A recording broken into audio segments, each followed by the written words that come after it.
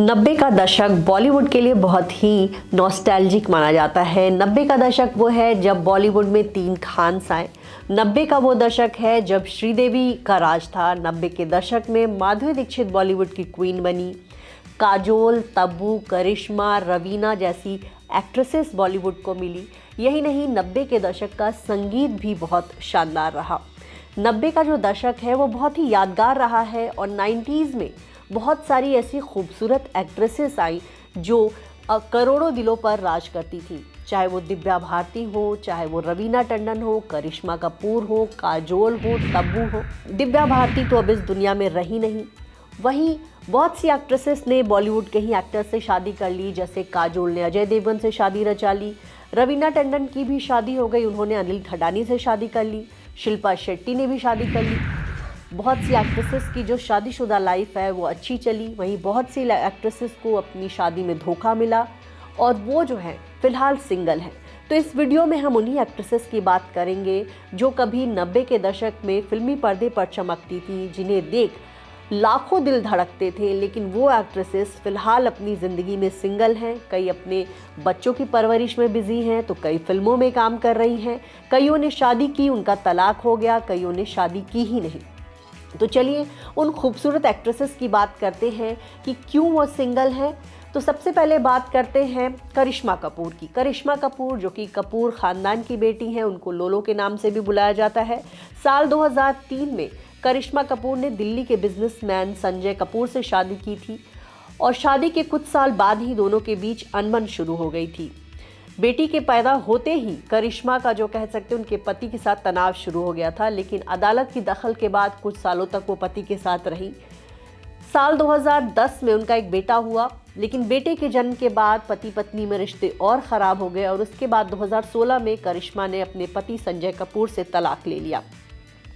करिश्मा कपूर के दोनों बच्चों की कस्टडी उनको मिली और अपने बच्चों की परवरिश के कारण करिश्मा ने शादी नहीं की। फिलहाल वो सिंगल हैं और उनके बच्चे भी अब कहा जा रहा है कि वो हॉस्टल में रहते हैं, वो कहीं और पढ़ाई करते हैं और उनके बच्चों की पढ़ाई लिखाई का खर्च उनके एक्स पति संजय कपूर ही उठाते हैं। अब बात करते हैं तब्बू की। जी हाँ, रुक रुक गर्ल के नाम से जानी जाती थी तब्बू।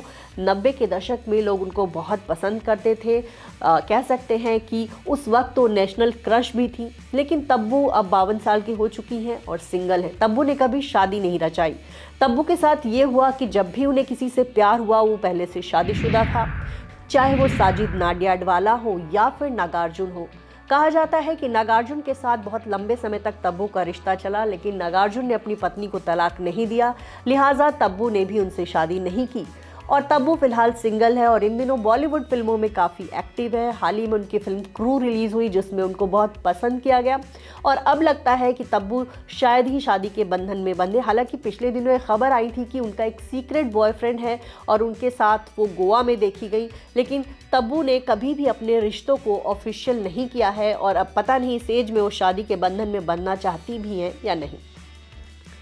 अब बात करते हैं एक और खूबसूरत एक्ट्रेस मनीषा कोइराला की। जी हाँ, मनीषा कोइराला को लोग इलू इलू गर्ल के नाम से जानते हैं। 1991 में फिल्म सौदागर से वो बॉलीवुड में लॉन्च हुई थी। नेपाली ब्यूटी मनीषा कोइराला के करोड़ों फैंस हुआ करते थे और मनीषा कोइराला अपनी एक्टिंग के लिए भी जानी जाती थी। मनीषा कोइराला के अफेयर्स लिस्ट भी काफ़ी लंबे रहे और बहुत सारे एक्टर्स के साथ उनका नाम जुड़ा, बहुत सारे बिजनेसमैन के साथ उनका नाम जुड़ा। साल 2010 में उन्होंने नेपाल के बिजनेसमैन सम्राट दहल से शादी रचाई थी, लेकिन उनकी शादी 2 साल भी नहीं चल पाई और दोनों का तलाक हो गया। कहा जाता है कि दोनों के बीच जो है वैचारिक मतभेद थे और इसी वजह से मनीषा अपने पति से अलग हो गई। पति से अलग होने के कुछ दिन बाद ही उन्हें पता चला कि उन्हें कैंसर की बीमारी है। कैंसर का लंबा इलाज चला, अब वो फिलहाल कैंसर फ्री हैं और बॉलीवुड फिल्मों में जो है काम कर रही हैं। आने वाले दिनों में आप उनको हीरा मंडी फिल्म में देख सकेंगे। आशिकी गर्ल अनु अग्रवाल ने भी कभी शादी नहीं रचाई। आशिकी फिल्म से वो काफ़ी पॉपुलर हुई थी। इस फिल्म के गाने बहुत हिट हुए थे और अनु अग्रवाल को भी बॉलीवुड की काफ़ी फिल्मों में काम मिला था। हालांकि बाद के दिनों में वो अपना करियर संभाल नहीं पाई और साल 2009 में उनका एक बहुत ही भयंकर रोड एक्सीडेंट हुआ था। उस रोड एक्सीडेंट के बाद वो कोमा में चली गई थी। 29 दिनों तक वो कोमा में रही थी और उसके बाद कहा जाता है उनकी याददाश्त चली गई थी। लंबे समय तक उन्होंने योगा किया। मुंबई छोड़कर वो मुंगेर चली गई थी और वहाँ के एक आश्रम में रह रही थी। फिलहाल वह मुंबई लौट आई हैं और कभी कभार किसी रियलिटी शोज़ में नज़र आती हैं। अनु अग्रवाल ने भी कभी अपनी लाइफ में शादी नहीं की। महिमा चौधरी 1997 में फिल्म परदेस से बॉलीवुड में लॉन्च हुई थी। उस फिल्म में उनको बहुत पसंद किया गया था। हालांकि परदेस जैसी सफलता वो दोबारा दोहरा नहीं पाई। बॉलीवुड की कई सारी फिल्मों में उन्होंने काम किया। साल 2006 में महिमा चौधरी ने सीक्रेट मैरिज की थी बॉबी मुखर्जी के साथ, जो कि अमेरिका के बिजनेसमैन थे। महिमा चौधरी और बॉबी मुखर्जी की शादी लंबी नहीं चल पाई। उनको एक बेटी भी हुई, लेकिन पति से तलाक लेकर वो इंडिया आ गई और अब जो है अपनी बेटी की परवरिश वो खुद कर रही हैं। पिछले दिनों ये खबर आई थी कि महिमा कैंसर के शिकार हो गई हैं, लेकिन फिलहाल वो कैंसर फ्री हैं और बॉलीवुड की फिल्मों में काम कर रही हैं।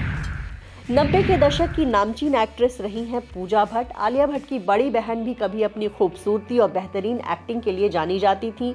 90s में उनके कई सारे अफेयर्स रहे।